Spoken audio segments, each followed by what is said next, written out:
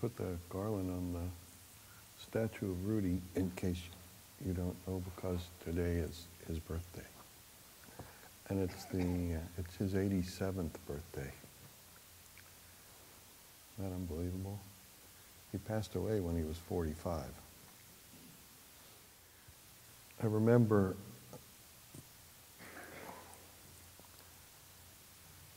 driving from Bloomington, Indiana, where I was living at the time, and having just started the ashram a few months earlier, to New York for Rudi's birthday party. A local drug dealer, Jeffrey Morris, who didn't want to be a drug dealer anymore. He wanted to be a yogi,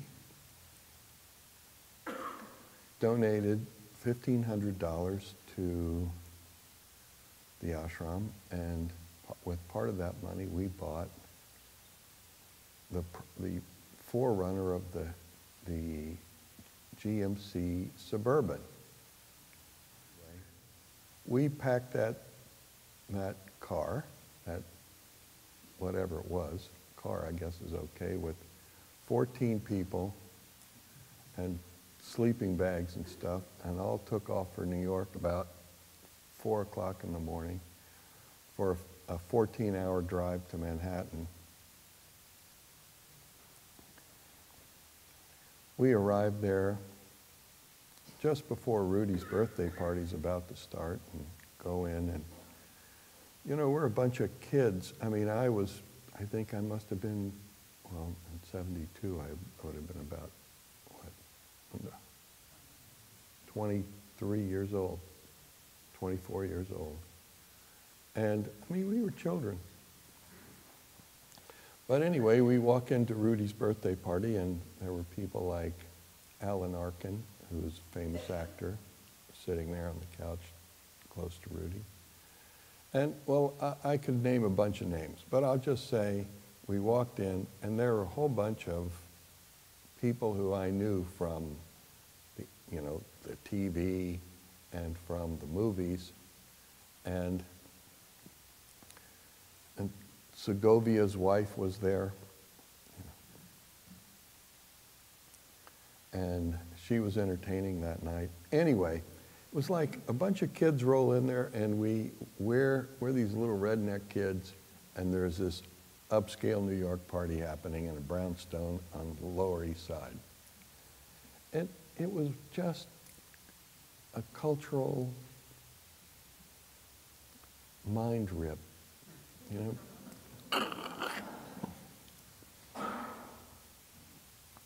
And it was especially wonderful because Rudi didn't have a sense of big people and little people. Rudi loved everybody. And so, you know, he didn't linger, especially with anybody who was important. I mean, he embraced all of us, and he helped us get settled, and we had to like stick all our stuff under the dining room table and under a sideboard in the back because there were people all over the house. But there was, and Rudi was really actually quite a lot of fun. He is 10 times more fun than me. Now, I don't know why it is, but Rudi could be the life of the party. And I always end up being the death of it. Which is really depressing. You know, I don't go to parties anymore because I am just the buzzkill of the whole event. We were an unbelievably motley crew in those days, and Rudi's birthday was such a special event for us that we completely looked forward to. We rolled out there in that van. We only stayed 3 or 4 days. While I was there, I ended up putting Rust-Oleum on a fire escape on a building Rudi owned way down in below Canal Street, and I'm up on the 7th floor outside in the back of an alley, you know, over an alley, scraping and painting a fire escape whose bolts were sticking out from the wall of the building about this far. And if I wasn't careful, I could pull the whole fire escape back about 3 inches. That was a lot to take for a kind of a kid from Connersville. Rudi was such an extraordinary energy and such an extraordinary sweetness and such an extraordinary, sort of energy field which had no qualification about whom it embraced. Rudi unconditionally, that's not true, he didn't unconditionally accept everybody. He was quite a bit more particular than me. But Rudi would, well, that was New York in the 70s too, and trust me, you needed to be. But the people that he did accept into his life, he unconditionally accepted. And I can say, gurus get a bad rap. I mean, gurus get criticized a lot. And there are certainly things people would criticize about Rudi. He wasn't celibate at all. And somebody's bound to complain about that. But I was with him for 2 years. And I never saw, one of the things about my experience there was I never saw in those 2 years of being really pretty close to him a lot of the time, I never saw one thing that ever gave me any kind of reason to scratch my head. He was just a totally kind and good and caring and compassionate person who was constantly thinking of, everybody in his energy field, constantly aware of, constantly extending himself to their needs. It was really wonderful, actually, and thrilling, and those days were some of the best days of my life, and Rudi's birthday party was always one of the highlights of my life, except that that year, I was at the birthday party and Rudi was busy with everybody else, and I was a little bit bored, frankly. And he wanted me to entertain Ada Roshi, the head of the New York Zen Center at the time. And Ada Roshi always treated me very roughly, for some reason, I don't know why. So I got bored with that, and I went and saw El Topo. Any of you guys ever seen El Topo? That is a pretty far out movie. So this is when it had just been released. I went to see El Topo. And when I came home, Rudi gave me a look that almost sliced through my abdomen. Where have you been? Ada Roshi was looking all over for you. I almost thought I was going to get kicked out. A year later, a little after his birthday, in 1973, Rudi passed away in a plane crash on his way close to Albany, New York, to open yet another ashram. He was 45. 45.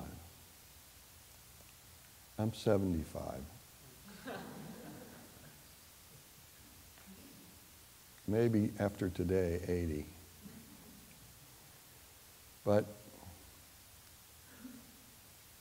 and this was in an era when there was only practice. He had met his guru Nityananda, who's truly extraordinary, truly extraordinary. There is nobody like him that has ever set foot in the Western world. And you know, would be, it's a little bit, I could describe him for you, but that would tell you almost nothing. He was so extraordinary. But anyway, Rudi was with him for several years. In Rudi's book, he says he only met him for 20 minutes. In Spiritual Cannibalism, Rudi says, I only met him for 20 minutes. But I went to write the books on Nityananda that I wrote and found person after person who was around Nityananda a lot saying, oh, Rudi, yeah, I knew him totally well. You know, he used to stay here, and I got shown his room in Ganesh Puri. I got shown, you know, the little sort of place where he used to eat his dinner every evening, which was mostly, it was South Indian idlis and wada. So I've come to the conclusion that what Rudi said in his book about meeting Nityananda was true, but colored by the politics of the ashram up the road in Ganesh Puri. Because Rudi was 45, he didn't really have time to really flesh out the totality of his teaching. And I sort of look at his teaching in three phases, and that's sort of, comparable to the history of Buddhism. There was the early phase, which is Theravada Buddhism. Well, Theravada is really about, working on ourselves. It's very strict, kind of rigid, ascetic, and all about doing inner work. And there's the Mahayana phase, which then is much more expansive. That's about being concerned about other people's enlightenment as well. It's about extending your awareness through the field of connectedness that is humanity. And finally, the tantric phase of Buddhism is about extending your awareness through the entire field of all living beings in which humanity has a small place. We tend to think of ourselves as the center of the universe, but we're not. And if you were to only go on the written teachings of Rudi and the transcripts are really the most abundant source of Rudi material. If you were just to go on those, it would be really hard to understand what Rudi is saying. And in that material, because of its limitation, and you know what, people used to tell us when we first met Rudi, you don't have to listen to anything he says, you just have to take the energy. Well, and in a way, Rudi was not, he was well enough educated, but what Rudi did when he talked was Rudi went into a trance, a kind of a trance, and just talked. Stream of consciousness, if you will. And that kind of talking, especially if you write it down and put it on paper, ends up really reading like a bunch of gobbledygook, and it's really hard to follow. And I think where most of the people who practiced Rudi's teachings after he died really got stuck in an awkward place, which is, Rudi used to say over and over and over again, and this was in strong contrast to Muktananda, who was always talking about the importance of the guru. Rudi used to talk, endlessly about the importance of our own personal commitment, our own inner work, and, doing all the things that we need to do to really, first of all, have contact with the teacher and create the opportunity to get the teachings that we need. So it was sort of all about me and my work, which is a kind of a Theravadan thing, only a little bit more dense. And so what I came up with not too long ago, because I was thinking about that again, and all the people who get stuck in just thinking about their own work and not really appreciating that there's another phase and still another phase of development to be done. You know, I came up with what I would like to share with you this evening, which is basically things to work on, things that have to be a part of our awareness for the duration of our life if we are really going to grow. The first thing is respect for all human beings first, and later on, all living beings. Respect. And what I mean by that, to say by that, is that each person is a unique individual. And it's up to, I mean, if we're going to grow, we have to let them be a unique individual. Now, that's not very easy, and it's not that's not how we're brought up. But we have to let everybody in the field of our life be who they are. If we're always trying to trying to make everybody in the field of our life who we think they ought to be, what are we going to learn about life? What we're going to learn is that, you know, we're right, everybody else is wrong, and, you know, we're turning ourselves into a big, just really dense, tight mass of tensions.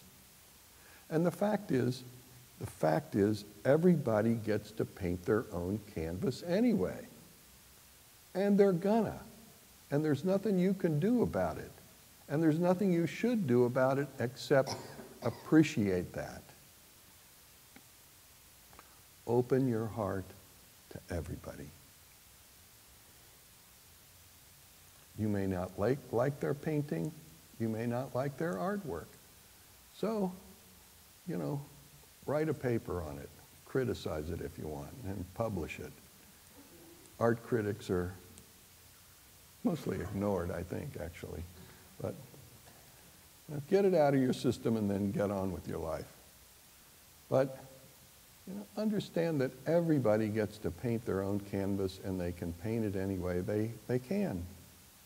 What we want to do is develop our own awareness and really dissolve tensions in ourselves and develop our own awareness to the degree that we are being thoughtful and have some power to actually put something creative on our canvas.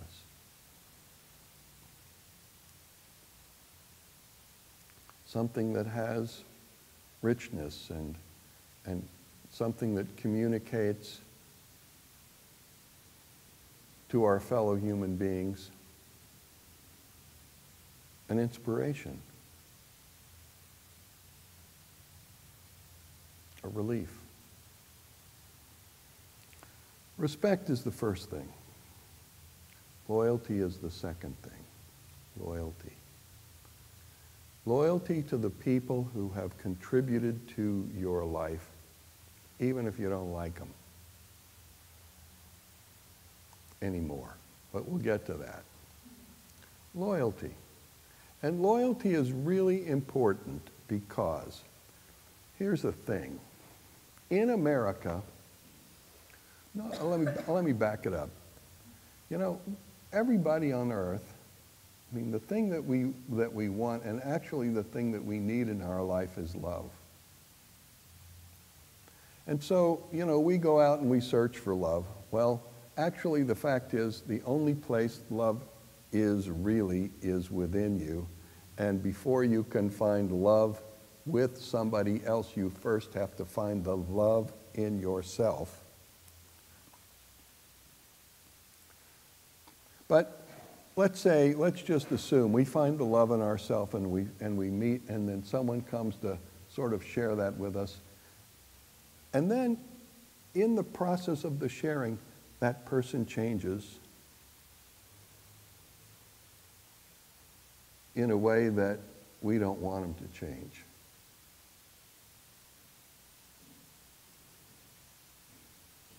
So over and over and over again, you know, I see all the, you know, across every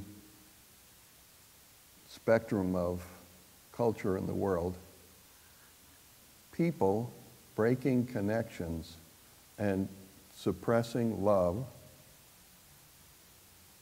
because the person they, or people they love, changed in a way that they didn't want to.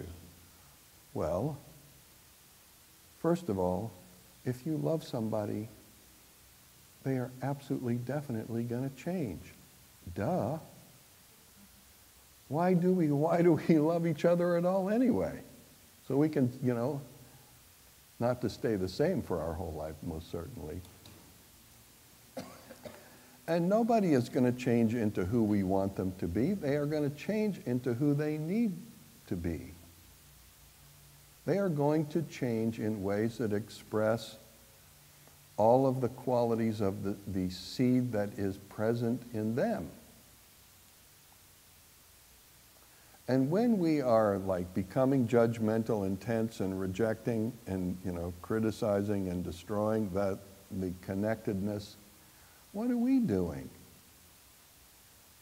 Denying ourselves the love that we need to change and bringing ourselves to a place where we are judgmental, intense, and definitely disrespectful. Without loyalty as a value, we will never be able to hold ourselves appropriately in the space of connectedness long enough, first of all, to really experience the love, then see and experience the changes that love makes, and then have to deal with our own tensions as that the love that we have been participating in starts to, from our own inside out, express itself in ways that, you know, we can't ever really expect. Loyalty is really important. And personal responsibility is the next one.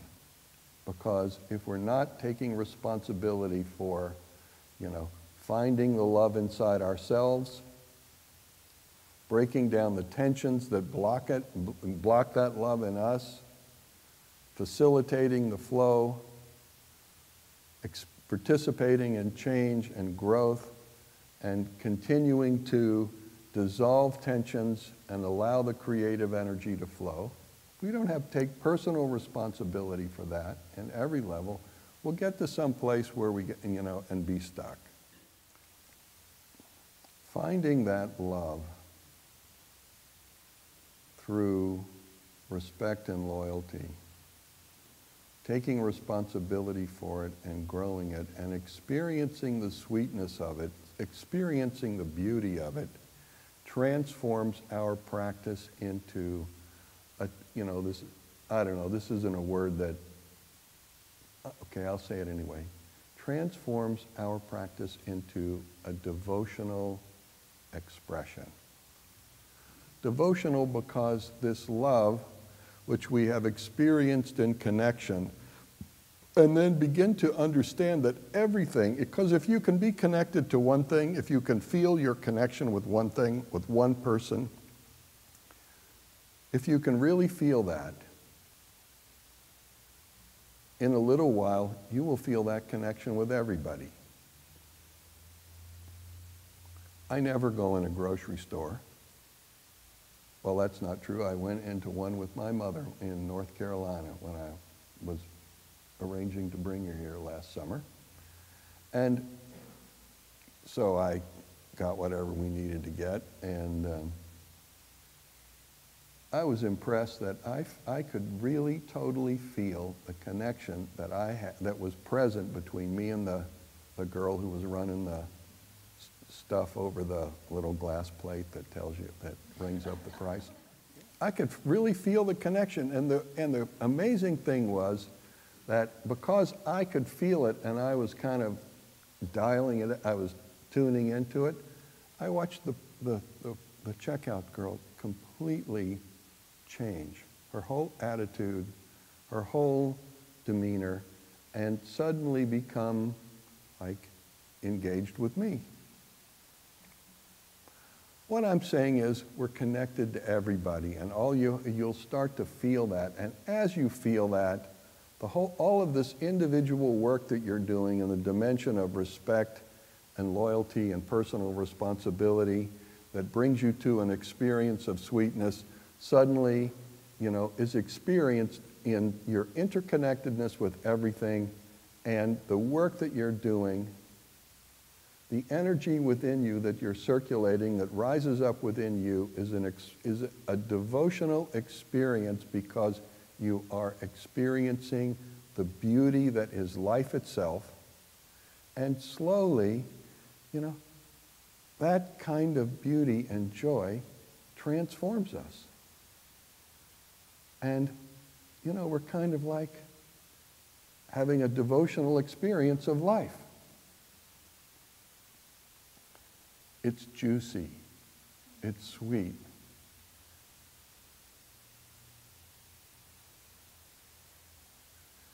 The next thing is compassion. Because rising up to that experience of fullness, which is transcendent of our individuality and the individuality of others, and the kind of matrix of connected energies, to a place of devotion, we look back on all the individual expression and we realize, to have to paint your own canvas is a lot of work, and it is a struggle and excruciating for everybody. And our judgments and our tensions and our ideas about how anything ought to be are completely useless. Because of compassion, we can see through the individuality into the creative energy which is at the core of everybody.